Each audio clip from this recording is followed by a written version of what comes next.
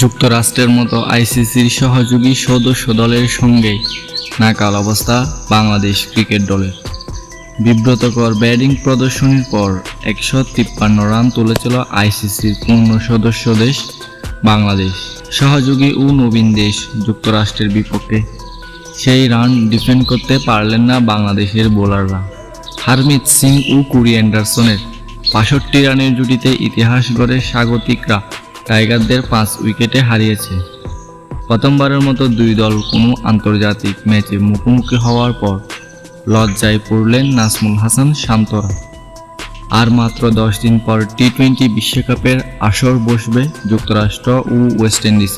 যুক্তরাষ্ট্রে খেলার অভিজ্ঞতা না থাকায় বাংলাদেশ কিছুটা সংশয়ে ছিল উইকেট কন্ডিশনও নিয়ে। তবে স্লো আউটফিল্ড এবং পিচ কিছুটা মুরপুরের মতো মনে হয়েছে। কিন্তু গড়ের মাঠ পেয়েও টাইগাররা ব্যাটিং করতে যাচ্ছে, তাই তাওহিদ হৃদয় ও মাহমুদুল্লাহ রিয়াদ ছাড়া সেভাবে কেউ রান পাননি। তবু অভিজ্ঞ টাইগার পেসারদের কল্যাণে জয়ের আশায় করছিল টাইগার সমর্থকরা, কিন্তু সেই আশা গুঁড়োবালিতে পরিণত হয়েছে। বাংলাদেশের দেওয়া 154 রানের মাঝারি রানের লক্ষ্য তারাই শুরু থেকেই আগ্রাসী ব্যাটিং করেছেন স্বাগতিক ওপেনাররা। যুক্তরাষ্ট্রের ম্যাচ সেরা হারমিত সিং মাত্র 13 বলেই করেছেন 33 রান। ক্রিকেট বিশ্বের সাম্প্রতিক সময়ে সবচেয়ে বড় আপসেটের দেখা পেল বাংলাদেশ।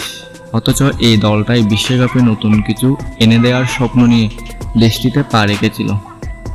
অন্যদিকে নিজেদের ক্রিকেট ইতিহাসের সবচেয়ে বড় জয় পেল যুক্তরাষ্ট্র।